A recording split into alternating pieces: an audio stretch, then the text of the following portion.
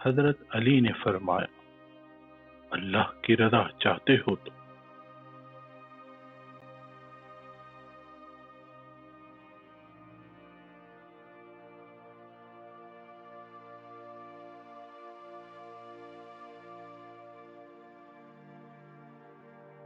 جو شخص اللہ تعالی قادر مطلق کی رضا حاصل کرنا چاہتا ہے اسے لازم ہے کہ وہ طالب اور جابر کے سامنے حق بات کہنے سے دریغ نہ کرے،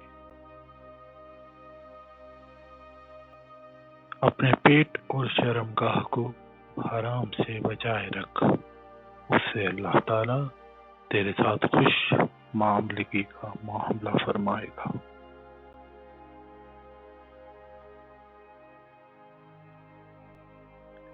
بے شک یاد رکھ کہ اللہ تعالیٰ تمام امور کو اپنے ارادے کے مطابق چلاتا ہے، وہ کچھ تیری رضامندی کا تابع نہیں۔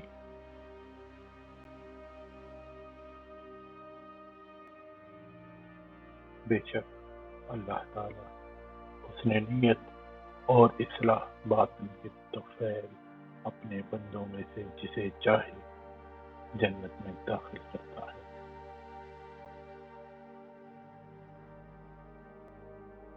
اللہ تعالیٰ کی رضا تلاش کر اور اس کے غضب اور ناخوشی سے بچا رہے، بلکہ اس کا خیال دل سے نکال دے، اور جب مل جائے تو اس کو پاس رکھنے کا کچھ زیادہ اہتمام نہ کر۔ خوشی ہے اس کے لیے جس کا علم، عمل، دوستی، دشمنی، لین دین، کلام اور خاموشی بھی خالص اللہ تعالیٰ کی خوشنودی کے لیے ہو۔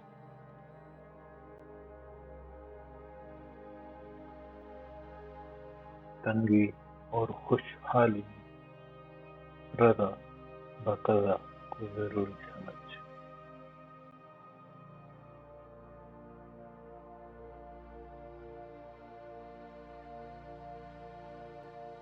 تمام مومنوں میں سب سے بہتر ایمان والا وہ ہے جس کا لین دین، غصہ، خوشنودی، سب کچھ اللہ تعالیٰ کے لیے ہو۔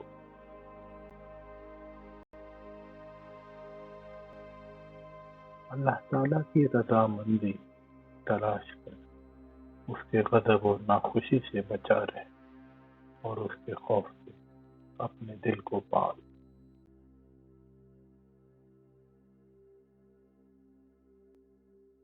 جس شخص کی حالت اللہ تعالیٰ کے ارشاد اور اس کی مرضی کے چلنے سے درست نہیں ہوتی تو وہ اپنی مرضی اور اختیار سے اسے بھی درست نہیں کرتا۔